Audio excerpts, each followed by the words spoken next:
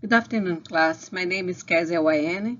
This is AD 9932 Curriculum Theory and Design from Dr. Thompson. And my presentation is about mediating learning and virtual classrooms. And I hope you like this presentation. I like this theory very much, and I hope you learn also with that as I did. Well, the first thing, what is mediating learning? And I hope you receive my handouts. And definitions and description is the subject of mediating learning and virtual class are better understood separately.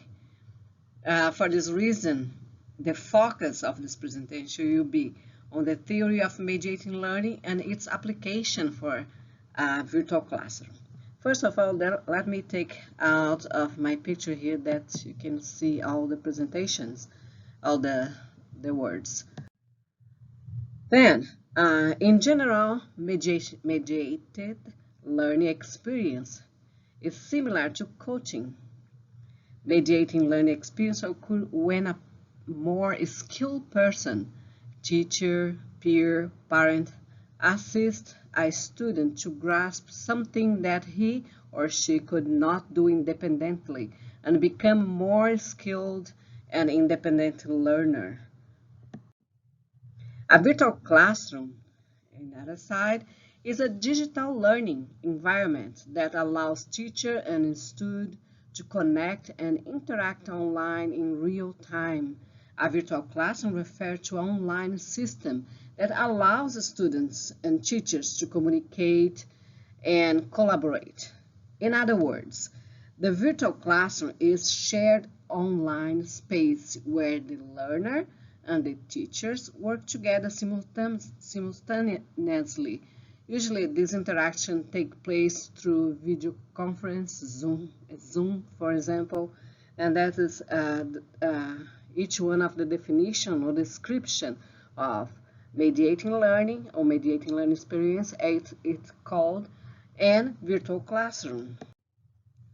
And mediating learning via virtual classroom requires a presence of assistant of a teacher, peer, or a capable person that understood the application of the theory to help the student purposefully to engage in a structural cognitive modifiability. That's the core of mediating learning experience and have a successful outcome in the learning process. A structural cognitive modifiability, let me say each word for you to understand it, what it is. Structural involves organization, integration, and components that make our thinking. Cognitive relates to the ability to think, reason, and learn. And modifiability refers to having an ability to adapt, to alter, and to regulate it. Mediating learning experience, let's see the historical developments. Very quick, and we go to talk about also the advocates of mediating learning and describe more specifically what it is. Mediating learning experience theory often is attributed to Reuven Feuerstein, and he born in 1921, an Israeli psychologist that began his work in the late 40s and was at one time a student of Jean Piaget. Feuerstein's work was popularized only in the 1990s. His work was primarily with disadvantaged adolescents and children. The theory has proven wide application for contemporary classroom teaching and intervention across the all sector of education, and is applied not for adolescents and children but also for adults. Feuerstein worked with large number of orphanage and traumatized young youth coming back to Israel after the Holocaust. These young people come from diverse cultures, disadvantaged in and disadvantaged condition and had to be received, settled, schooled for citizenship in the new country with a unique and truly modern technology and culture. Feuerstein noted that existing practices that time look at the children's failure to learn and not what they could learn. Feuerstein believes that a person's capacity to learn is not determined by one's genetic heritage. Everyone could learn. Cognitive can be improved or modified independently of a person's age, can be for children, adults, and stage of life. In SCM, or the structural cognitive modifiability theory, a person who has a cognitive deficiency has a positive chance to develop and change through mediation. Mediated learning is considered social interaction between the teacher and the learner in the enrichment of the student's learning experience. As we say, work like a coaching. We are coaching the students step by step until he or she can achieve the level of learning you as a teacher are expecting to. Interesting that both, for instance, Vygotsky developed their theory under a strong influence of Jean Piaget, who can legitimately be called the father of cognitive development psychology, but they were dissatisfied with certain aspects of Piagetian approach. For Vygotsky, there was a concern about epistemological individualism in Piaget's theory and a neglect of social mediation. For instance, there was the issue of the concrete mechanism of learning through the mediation of another human being. Mediation assumes a practical approach in changing the nature of the human intelligence, a dynamic quality in contrast to behaviorism's static definition. That's the connection between Piaget, for instance, and Vygotsky. The education model. For instance, believe that all students can learn, and even the most challenged ones can actively go to a cognitive modification in order to learn. For instance, approach is not aimed to try to overcome a particular difficulty or teach or a special skill. Rather, is aimed at teaching learners how to learn in order to adapt their learning from different situations. In this theory, he offers practical approaches to overcome challenges. MLA, or Mediating Learning Experience, is adaptable and applicable to learners from different culture, background, and special needs students, such as autism, spectrum disorder, developmental disability, Down syndrome, global development delay, improving the deaf disorder. The theory demonstrates that the cognitive enrichment and assessment of adult learning as well. Then for people with disability or adopted disability, can be either way. They all can be benefit from MLA, or mediating learning experience, and improve their learning. The criteria for change, the quality of interaction between the student and learner that helps the learner become modified by exposure to stimuli in their direction of higher or more efficient levels of function and adaptation. The central aspect of mediating is the change, the qualitative influence that the learner and enables him or her to develop a cognitive prerequisite for learning on his or her one from direct stimuli. Or, in other words, the teacher applied the stimuli and he challenges the student, and step by step the learner are influenced by those stimuli, and they are change little by little their cognitive.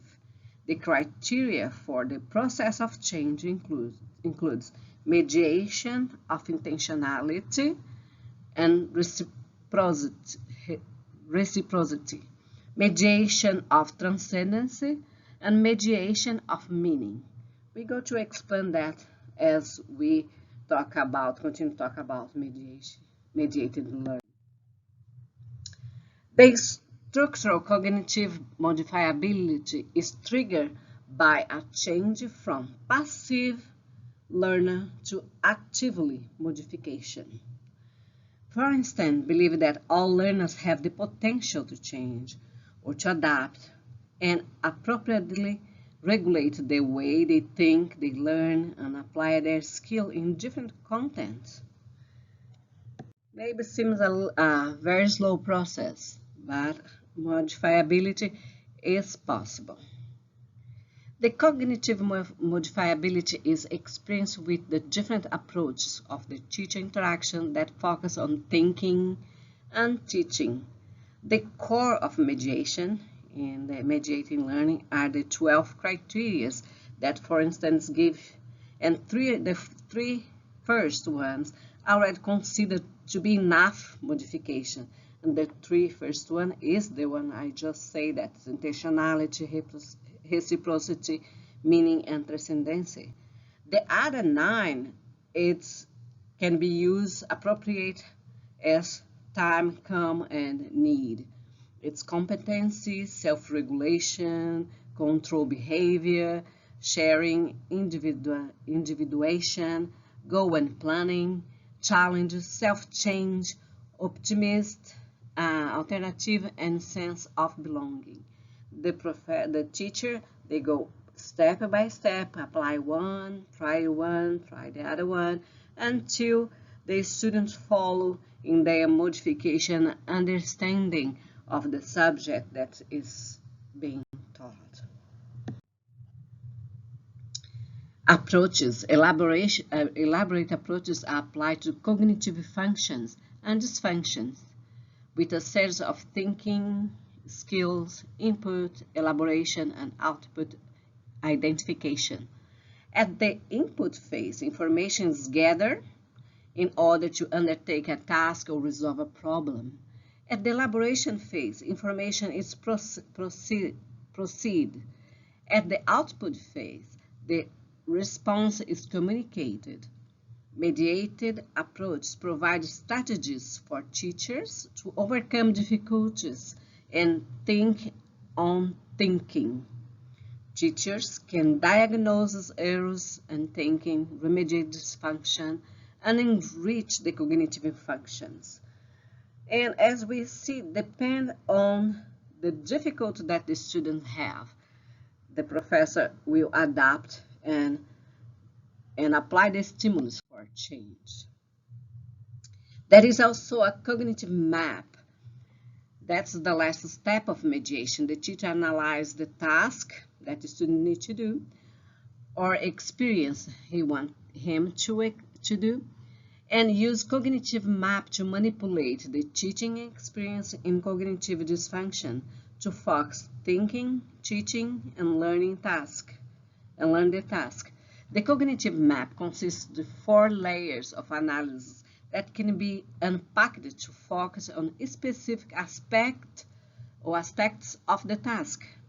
This layer functions on the concept of subject matter, task, the modality of or language of presentation of the task, the level of abstraction, novelty, and complexity of the task, and the cognitive operation of or thinking skills required by the task. The professor will, at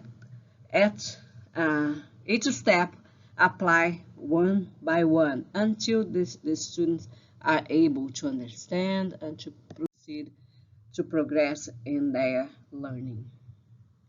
The philosophical principle of that mediating learning is a practical tool involving the student and human educational agent. Always mediating learning will need a person, a human person, capable to help the student. In general, the purpose of mediating learning theory is to improve a successful academic journey, helping students to learn how to think, how to learn, how to organize its academic process, this strategy with a strategy for a change. Mediating of transcendent is the intentional approach of interactions with the mediator goes beyond the concrete situation or beyond the immediate needs of the student. The mediator tries to reach out for goals that are beyond the specific content and activity, guiding the experience through culture, emotional investment, helping to select the focus and to organize the stimuli for the learner. A clear intention and goals enhance effectiveness in learning.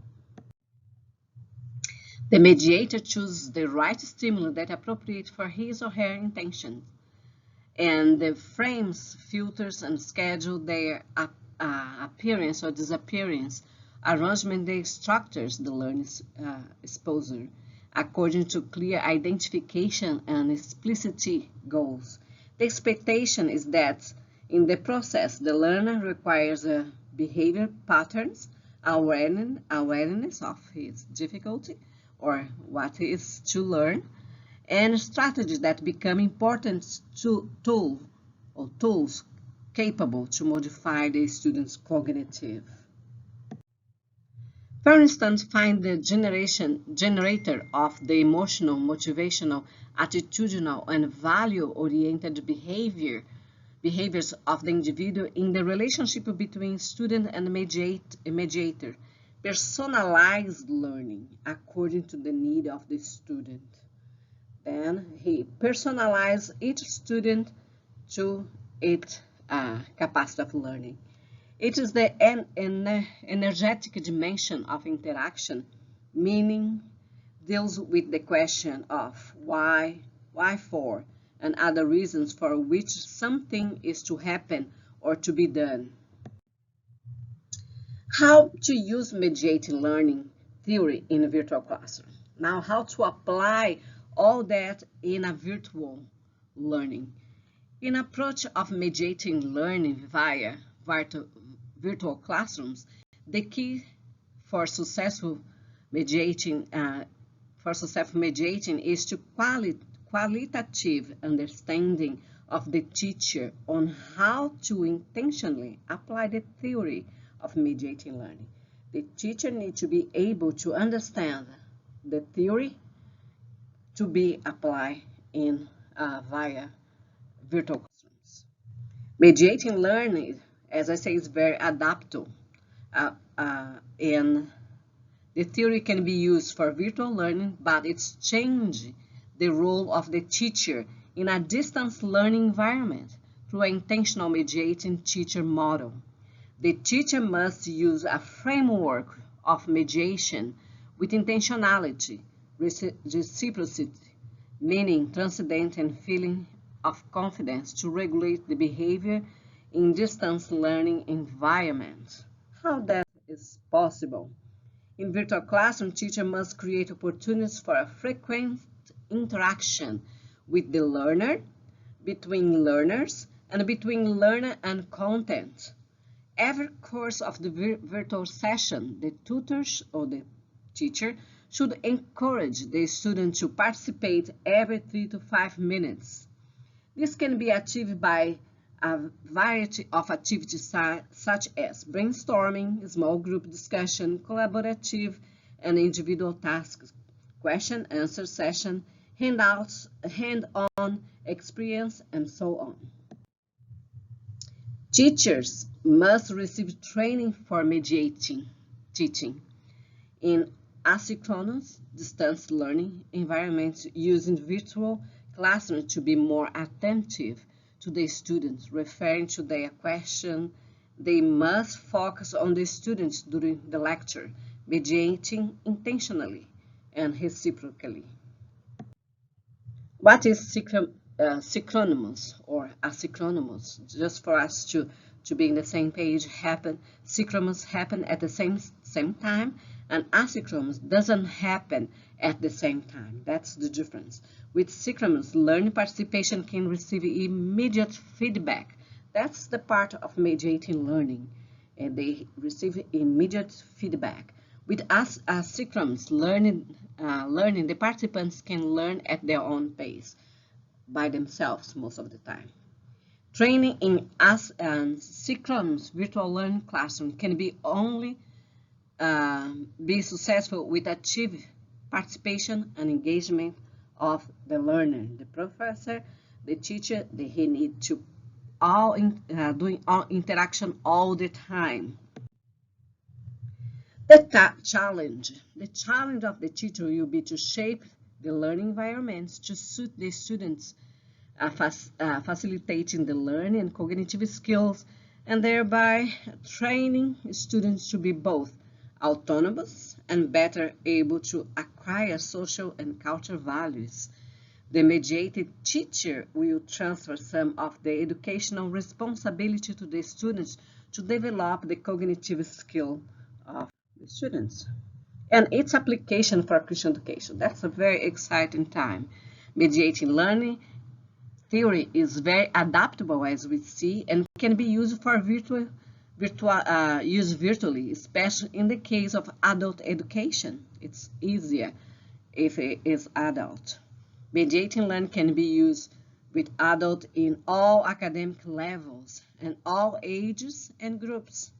Its use is completely adaptive for Christian education teaching ministry.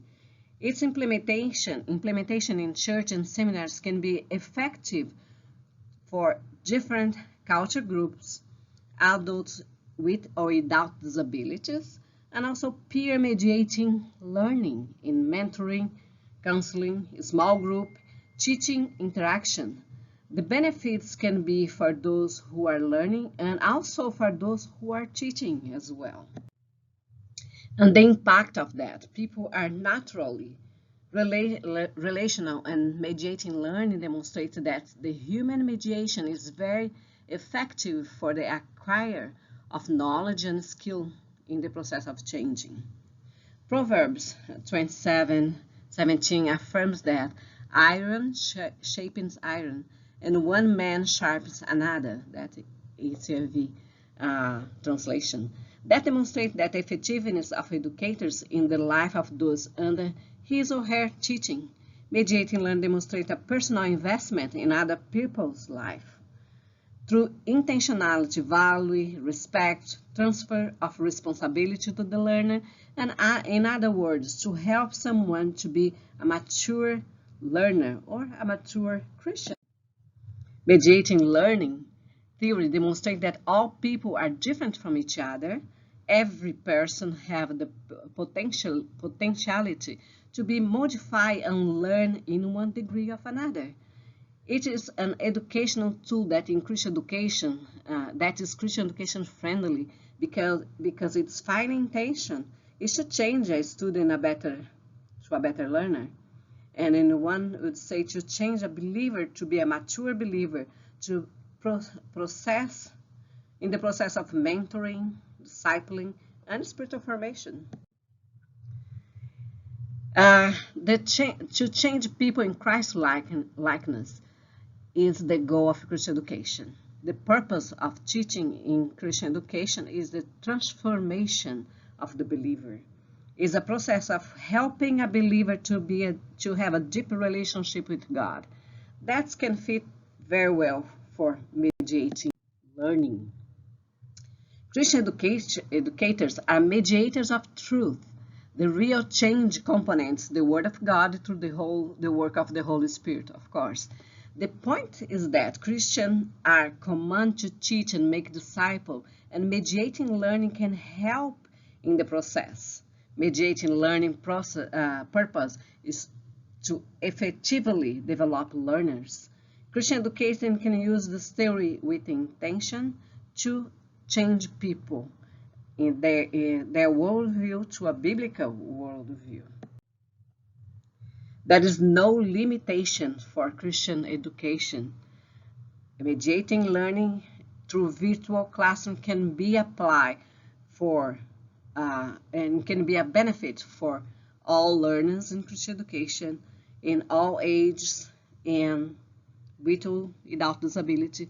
In the case of church teaching ministry, virtual mediating learning can help the housebound believer, the special need believer, people who need a constant intentional reinforcement in their learning process.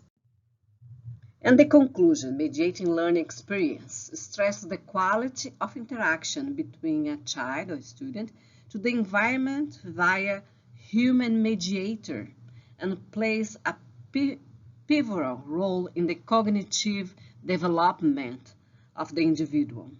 First's theory of structured cognitive modifiability posited that humans have a propensity to change the structure of their cognitive function. That is the conclusion. And for you to see in the final, let's see the benefits. Let's come back.